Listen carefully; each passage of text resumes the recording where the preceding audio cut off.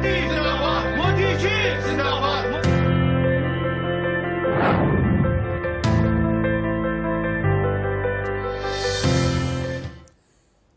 लोकतंत्र रिस्टार्ट, चुनाव लोकल लेकिन भारत और कश्मीरियत वोकल।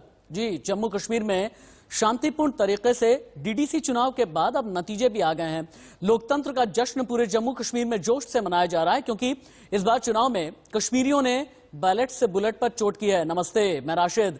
गणतंत्र को नकार कर लोकतंत्र को कैसे चुना गया है, तस्वीरें आपको बताएंगी। अनुच्छेद 370 खत्म होने के बाद जम्मू कश्मीर में बीजेपी की अग्नि परीक्षा थी, जिसे उसने बेहद आसानी से पार कर लिया। कश्मीर घाटी में बीजेपी का खाता खुला, लेकिन बात सिर्फ इतनी नहीं है। बात यह है, चुनाव लोकल था, लेकिन कश्मीरियत, जमहूरियत, इंसानियत वोकल थी। लोकतंत्र का रिस्टार्ट बटन दब गया है, लेकिन पाकिस्तान को लग गया है सदमा, क्योंकि पाकिस्तान को यह लगने लगा था कि 370 के खात्मे के बाद अलगाववाद की जिस हवा को बार बार वो धौंकनी देने की कोशिश कर रहा है ना, इसकी वजह से कश्मीरियत और जमहूरियत दोनों को ही तार तार कर सकते हैं। लेकिन गणतंत्र पर किस तरह से भारी लोकतंत्र रहा, कश्मीरियत कैसे जीती है और जमहूरियत कैसे जीती है, कमल का खिलना ये बात साबित करता है। लेकिन हाँ, गुपकार गठबंधन ने भी ये बता दिया है कि इस लोकतंत्र में दम तो उसमें भी है। सबसे पहले आपको ये जानकारी दे देते हैं कि किसे कितनी सीटें मिली हैं। आप ग्राफिक के जरिए जान जाएंगे जम्मू कश्मीर डीडीसी चुनाव में किसको कितनी सीटें मिली हैं, एक एक करके आप जानें। गुपकार अलायंस 7 पार्टियों का गठबंधन, 138 सीटें मिली हैं। इसके अलावा भारतीय जनता पार्टी 74 सीटें, कांग्रेस के खाते में 26 सीटें गई हैं और अन्य 42। इसे इसी तरह से रखें, अभी यहीं पर रखिएगा। इन 4 ब्लॉक के जरिए हम कुछ बताना आपको चाह रहे हैं। ये जो आपको यहां पर गुपकार अलायंस नजर आ रहा है ना, ये 7 पार्टियों का गठबंधन, वो गठबंधन जिसने ये कहा कि 370 को वापस लेकर के आएंगे, भले ही चीन की मदद से वापस लाना पड़े। लेकिन भारतीय जनता पार्टी ने, और भारतीय जनता पार्टी के जो बड़े धुरंधर रहे, जो बड़े वॉरियर्स रहे, जो बड़े रणनीतिकार रहे, या यूं कहें कि जिनके दिमाग की वजह से भारतीय जनता पार्टी ने घाटी में भी कमल खिलाया है, आगे आपको बताएंगे और दिखाएंगे। लेकिन कांग्रेस ने भी गुपकार को कर दिया है समर्थन का ऐलान। यानी बात जब मेजॉरिटी की आती है ना, तो सबसे बड़ा अलायंस है गुपकार, लेकिन सबसे बड़ी पार्टी है भारतीय जनता पार्टी। और इसीलिए कहा जा रहा है कि लोकतंत्र का रिस्टार्ट बटन दबा है, जहां पर असल में चुनाव लोकल था, लेकिन जमहूरियत, कश्मीरियत, इंसानियत और भारत वोकल है। आर्टिकल 370 के खात्मे के बाद कश्मीर में यह पहला चुनाव था, और तमाम धमकियों के बीच कश्मीरियों ने जिस जोश के साथ लोकतंत्र के महापर्व में हिस्सा लिया, साबित हो गया कश्मीरी गणतंत्र नहीं बल्कि लोकतंत्र के हिमायती हैं। कश्मीर को लेकर गलत तस्वीर, तथ्य परोसे गए, लेकिन अब कश्मीर का सच दुनिया के सामने है।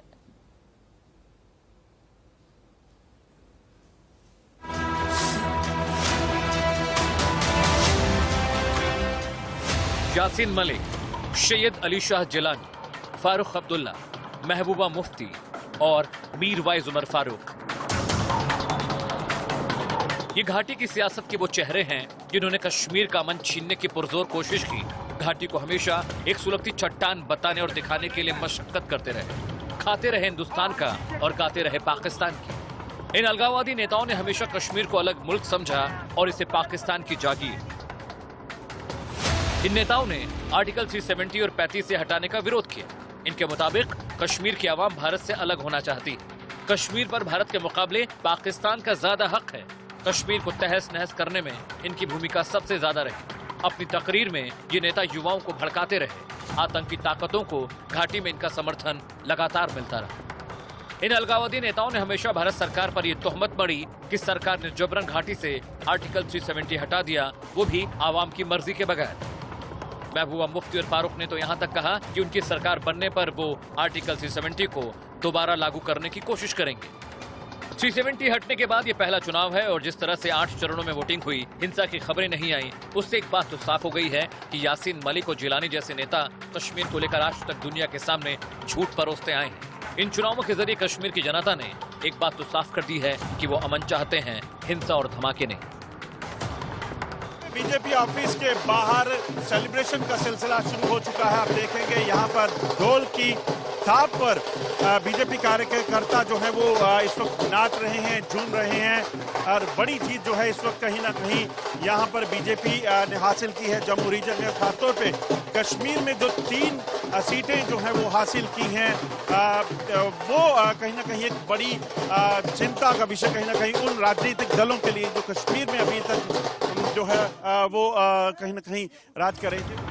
इन चुनावों के बाद पाकिस्तान सरकार की पेशानी पर भी बल पड़ता नजर आया, क्योंकि इन चुनावों की वजह से पाकिस्तान और अलगाववादी नेताओं के प्रोपेगेंडा की पोल खुल गई है। इन चुनावों ने पूरी दुनिया के सामने ये बात साबित कर दी कि कश्मीर के लिए मोदी सरकार ने जो फैसला किया उसे जनता ने पसंद किया है, और यही वजह थी कि कश्मीर में कमल खिला। क्योंकि अगर 370 को लेकर जनता सरकार के खिलाफ होती तो बीजेपी का खाता तक नहीं खुलता। जम्मू से अजय जांडियाल और आयुष बिलाल के साथ अमित सिंह, इंडिया न्यूज। जम्मू कश्मीर के असली रणनीतिकार रहे अनुराग ठाकुर। हालांकि शाहनवाज हुसैन जैसे, संजय भाटिया, रविंद्र रैना और जितेंद्र सिंह को आप भूल नहीं सकते, लेकिन अनुराग ठाकुर ने ही असल में पूरी रणनीति का खाका खींचा था। अनुराग ठाकुर इस वक्त लाइव हैं, बोल रहे हैं, सुनिए। मैं निवेदन करता हूं श्रीमान अनुराग ठाकुर जी से कि वो मीडिया के बंधुओं के समकक्ष अपनी बात रखें। श्रीमान अनुराग ठाकुर जी। नमस्कार। जम्मू कश्मीर के इतिहास में चुनाव तो बहुत हुए, लेकिन जिला परिषद के चुनाव 70 वर्षों में कभी अवसर नहीं मिला था। माननीय मोदी जी ने पंच, सरपंच, बीडीसी और फिर डीडीसी के चुनाव यानी कि जिला विकास परिषद के चुनाव भी करवाने का अवसर यहां पर दिया।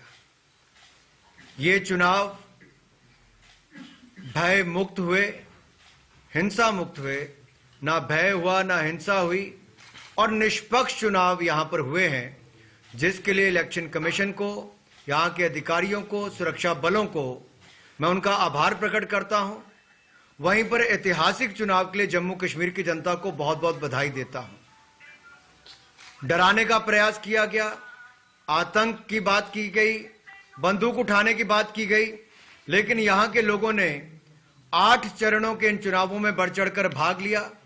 सैकड़ों लोगों ने चुनाव लड़ा, लाखों लोगों ने मतदान किया, और कुल मिलाकर दुनिया के सबसे बड़े लोकतंत्र में जम्मू कश्मीर के राज्य में एक सफल चुनाव जिला परिषद के हुए। उसके लिए जीत जमहूरियत की हुई, जनता की हुई, जनतंत्र की हुई। 51% से ज्यादा पोलिंग हुई, जो अपने आप में पिछले के चुनावों की तुलना में बहुत अच्छी थी। यही नहीं, कुछ प्रोपेगेंडा चलाया गया।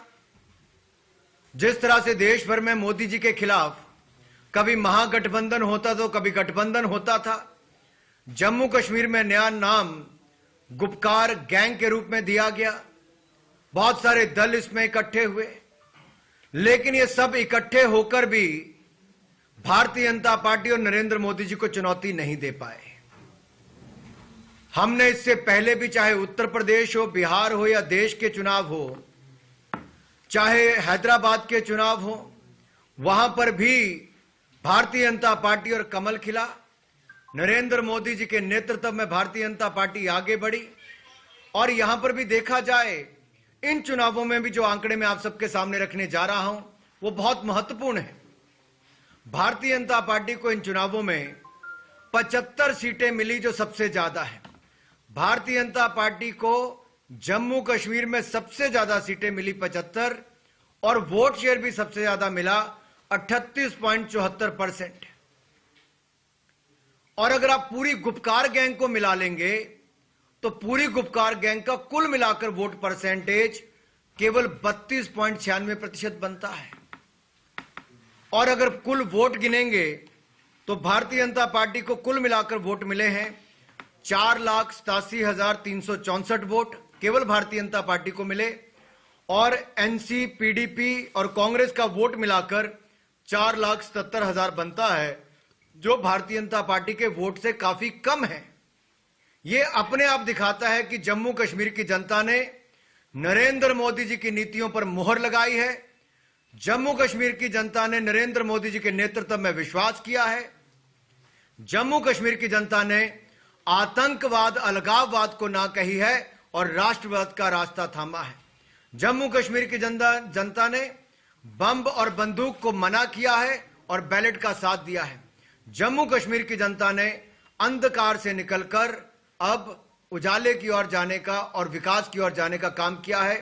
जम्मू कश्मीर में नए नेतृत्व को मौका इस जिला परिषद के चुनाव से मिला। नए चेहरे उभर कर आए हैं, जीत कर आए हैं। सबको बहुत बहुत बधाई देना चाहता हूं। लेकिन एक बात यहां पर कहना चाहूंगा, अगर आप तुलना करेंगे, भारतीय जनता पार्टी को 75 सीटें मिली। अनुराग ठाकुर को सुन रहे थे आप। भारतीय जनता पार्टी को किस तरह से 75 सीटें मिली हैं और किस तरह से लोकतंत्र की, जमहूरियत की जीत हुई है, ये बताते हुए। लेकिन जम्मू कश्मीर में कमल कब कब खिला है, ये भी आपके लिए जानना जरूरी है। 1987 के साल में आ जाइए। बीजेपी ने जम्मू कश्मीर में पहली बार चुनाव लड़ा, जम्मू कश्मीर विधानसभा की 2 सीटों पर कब्जा किया। 1996 में आ जाएं, जम्मू कश्मीर में पहली बार लोकसभा सीट जीती। ये 1996 का साल रहा। बदलते रहें 1996। हाँ, अब अगला बदलें 2014। जम्मू कश्मीर विधानसभा में 25 सीटों पर कब्जा किया। 2019 में जम्मू लोकसभा सीट पर बीजेपी के जुगल किशोर ने बाजी मारी। कुल मिलाजुला करके ये आंकड़ा रहा है।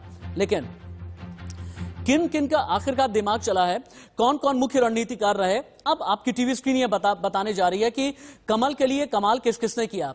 अनुराग ठाकुर प्रभारी, शाहनवाज हुसैन सह प्रभारी, संजय भाटिया सह प्रभारी, रविंद्र रैना प्रदेश अध्यक्ष भारतीय जनता पार्टी और जितेंद्र सिंह केंद्रीय मंत्री।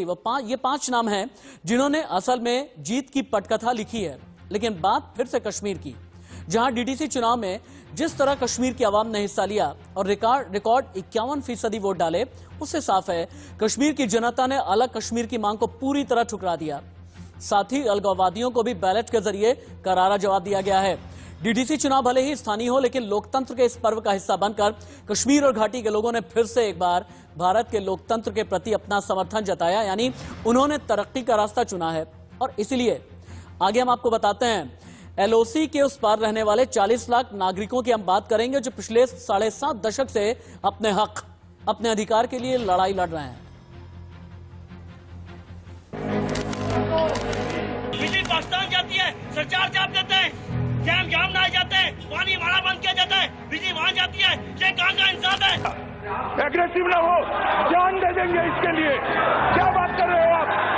एग्रेसिव होने की क्या बात कर रहे हो? जान दे पाकिस्तान के विरोध की ये आवाज पिछले कई सालों से पीओके में उठ रही है। बिजली पाकिस्तान जाती है, सरचार्ज आप देते हैं, जाम ना जाते हैं, पानी हमारा बंद किया जाता है, बिजली वहाँ जाती है। ये कहाँ का इंसाफ है? ये कहाँ का इंसाफ है? क्या आप लोग मर गए? क्या एक मकान में बैठे हुए हैं, कहते हैं जी हम आजाद हैं। पाकिस्तानी हुकूमत की करतूतों से परेशान पीओके की जनता खुलकर सरकार के खिलाफ नारेबाजी करती है। जिस इलाके के लोगों को 130 करोड़ हिंदुस्तानियों की तरह तरक्की के बेहतर मौके मिलने चाहिए थे, जिस मुजफ्फराबाद के युवाओं को नए भारत में अवसर मिलना चाहिए था, एलओसी की दूसरी तरफ रहने वाली महिलाओं को समान अधिकार मिलना चाहिए था, उस एलओसी को 73 साल पुरानी गलती की वजह से इन सभी मौकों से अछूता रहना पड़ रहा है। आज आप मुझे ये बताएं, बिजली पाकिस्तान जाती है, सरचार्ज आप देते हैं, जाम ना जाते हैं, पानी हमारा बंद किया जाता है, बिजली वहाँ जाती है। ये कहाँ का इंसाफ है? ये कहाँ का इंसाफ है? क्या आप लोग मर गए? क्या एक मकान में बैठे हुए हैं, कहते हैं जी हम आजाद हैं। आप लोग को इतना नहीं पता है कि बिजली पाकिस्तान जा रही है। यहाँ पानी का इतना मसला बन गया है, एक कागज जिसको कहते हैं, एक गिलास यहाँ पानी लोगों को मुयसर नहीं है। और जहाँ डैम ना जा रहे, पाकिस्तान क्यों नहीं बना कालाबाग डैम को? वो उसकी मजबूरी है, हमारी मजबूरी नहीं है। हमारा पानी है, हमारा हक है, हम ये लेके रहेंगे। हर चीज के 2 तरीके होते हैं, एक बात से लेना, दूसरा अख्तियार से। हम हर चीज जानते हैं, हम नहीं चाहते कि हमारी बगावत की जाए, लेकिन मजबूर किया जाए। एलओसी के एक तरफ हिंदुस्तानियों को ये सब कुछ मिल रहा है, तो वहीं दूसरी ओर पाकिस्तानी हुकूमत ने दशकों से इस इलाके को केवल दर्द और दहशत गर्दी दी है। बिजली पाकिस्तान जाती है, सरचार्ज आप देते हैं, जाम ना जाते हैं, पानी हमारा बंद किया जाता है, बिजली वहाँ जाती है। ये कहाँ का इंसाफ है? ये कहाँ का इंसाफ है? क्या आप लोग मर गए? कि एक मकान में बैठे हुए हैं, कहते हैं जी हम आजाद हैं। लेकिन अब कश्मीर में हुए डीडीसी चुनाव और उसके नतीजों से संदेश साफ है। संदेश ये कि पीओके के उस पार रहने वाले तमाम भारतीयों को, जो हमारे अपने हैं, उन्हें वैसा ही अधिकार, अवसर और विकास का भागीदार बनाया जाए जैसे 130 करोड़ भारतीय हैं।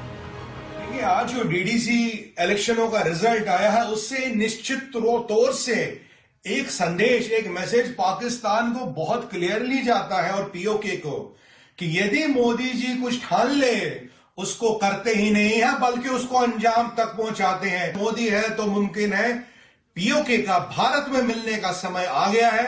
बस केवल इंतजार है उपयुक्त घड़ी का, जिसे हम इंग्लिश में कहते हैं time and place of our choosing. वो जगह, वो वक्त और वो घड़ी हम मुकर्रर करेंगे, पर ये मिलन निश्चित है। डीडीसी दंगल से एक साथ कई संदेश निकल कर आए हैं। घाटी के लोगों ने अलग कश्मीर को नकार दिया है। कश्मीर देश के बाकी हिस्सों की तरह मजबूत लोकतंत्र की चाह रखता है।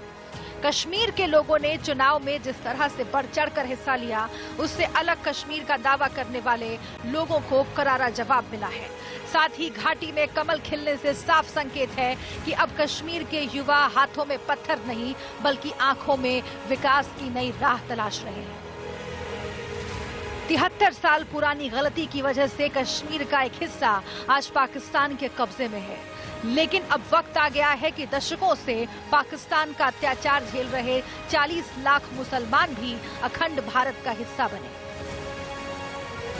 पीओके में सब कुछ पाकिस्तानी प्रधानमंत्री इमरान खान और पाकिस्तानी सेना के इशारे पर होता है। पीओके में हालात किस कदर खराब हैं, इसका अंदाजा इस बात से लगाया जा सकता है कि बीते 7 दशकों के बावजूद भी वहां पर बेसिक सुविधाएं भी लोगों को नहीं मिली हैं, जिसमें शिक्षा, स्वास्थ्य सेवाएं तक लोगों तक नहीं पहुंचाई गई हैं। एक तरफ जहां सरहद के इस पार टूरिज्म और व्यापार से लोगों की जिंदगी का स्तर सुधरा है, वहीं सरहद के दूसरी ओर जिंदगी की बेहतरी के हर मौके से लोग अब तक कोसों दूर हैं। पीओके में कई घंटों तक लगातार बिजली ठप रहती है, जिसका सीधा असर बच्चों की पढ़ाई और व्यापार पर पड़ता है। बिजली नहीं होने के कारण मशीनें ठप पड़ी रहती हैं और ये हालात तब हैं जब वहीं पर पीओके में हजारों मेगावाट बिजली तैयार की जाती है और इसके बावजूद सरकार वहां पर लोगों से टैक्स भी वसूलती है। पाकिस्तान के रवैये से त्रस्त लोग इस इलाके में प्रदर्शन भी करते हैं, लेकिन पाकिस्तान की सेना पीओके को केवल आतंकियों के ट्रेनिंग कैंप की तरह इस्तेमाल करता है। हाल ही में पीओके के इलाके में कई दुकानों को तोड़ा गया, जिसका वहां के लोगों ने खुलकर विरोध भी किया। वो महफूज है, आसपास की नालियां आपकी महफूज है, ऊपर के स्लैब महफूज है। उससे पीछे जाके अगर कोई गरीब बंदा अपना रोजगार कमा रहा, आप उसके रोजगार को गिराते हो, उसके दुकान को। पीओके के पीएम रहे सरदार अतीक अहमद खान ने तो गिलगित बाल्टिस्तान तक को भारत का हिस्सा बताया था। अक़वाम मुत्तहिदा की करारदादों में तो गिलगित बाल्टिस्तान रियासत जम्मू कश्मीर का हिस्सा है। वापस आकर आप उसको कैसे छेड़ सकते हैं, सवाल ही पैदा होता है। यानी बैन अक़वामी बरादरी में खड़े होकर आप अक़वाम मुत्तहिदा की करारदाद का जिक्र करते हैं, वापस आकर आप उससे तकरीर की गति करते हैं और आप एक कमेटी बनाते हैं और आप ये कहते हैं कि गिलगित बाल्टिस्तान को पाकिस्तान में शामिल करें। साथ ही आजाद की सुप्रीम कोर्ट में एक दरखास्त आप दिलवा देते हैं कि माहिरीन जम्मू और कश्मीर के वोट का हक खत्म कर दिया जाए। साथ ही नरेंद्र मोदी श्रीनगर में 6 लाख साबिक फौजियों को लाके आबाद करना चाहता है, उनकी फैमिलीज को। हर फैमिली में अगर 5 आदमी के अंदाजन हो तो 30 लाख आदमी का इजाफा करना चाहता है। हिंदुस्तान अपनी मर्जी के 30 लाख कश्मीरी आबाद करना चाहता है। आप अगर गिलगित बाल्टिस्तान को सुबह बना देंगे तो इंशाल्लाह कभी नहीं बनाएगा। घाटी में धारा 370 हटने के बाद वहां की फिजाओं में लोकतंत्र की खुशबू है और 7.5 दशक के बाद ये जरूरी हो चला है कि लोकतंत्र की वही हवा LOC को पार करके पीओके में भी बहे, जिससे वहां रहने वाले भारतीयों और आने वाली पीढ़ियों की जिंदगी को संवारा जा सके। Bureau report, India news. आइए अब आपको ग्राफिक्स के जरिए समझाते हैं कि कैसे जम्मू कश्मीर की विधानसभा कई साल से पीओके से चुनकर आने वाले विधायकों का इंतजार कर रही है। जम्मू कश्मीर विधानसभा जब बनाई गई उस वक्त उसमें 100 सीटें थीं 1988 में जम्मू कश्मीर संविधान में 12वां संशोधन किया गया और विधानसभा में सीटों की तादाद बढ़कर के हो गई 111। इन 111 में से 24 सीटें पीओके से चुनकर आने वाले विधायकों के लिए रिजर्व कर दी गई। जम्मू कश्मीर के आर्टिकल 48 के तहत इन 24 सीटों को खाली छोड़ा गया, जिसका जिक्र भारतीय संविधान में भी है। हालांकि सरकार बनाने के लिए या विधानसभा में किसी बिल पर वोटिंग के लिए इन 24 सीटों को गिनती में नहीं रखा जाता और 87 सीटों के आधार पर ही वोटिंग की जाती है। तो चलिए आपको जम्मू कश्मीर विधानसभा का एक ब्रेकअप समझाते हैं। संविधान के मुताबिक क्या है, जम्मू कश्मीर विधानसभा में 111 सीटें हैं। इनमें 24 पीओके से चुने जाने वाले विधायकों के लिए हैं, लेकिन फिलहाल ऐसा होता नहीं, क्योंकि पीओके पूरी तरह से भारत का हिस्सा नहीं है। बाकी बची 87 सीटों में से लद्दाख में 4, कश्मीर घाटी में 46 और जम्मू इलाके में 37 सीटें हैं। लेकिन यही वो सीटें हैं जिनका मैंने जिक्र किया है और यही एक वजह है कि पीओके से भी इंतजार किया जा रहा है और यही एक वजह है कि 370 के खात्मे के बाद अब पीओके के चढ़ाई की बारी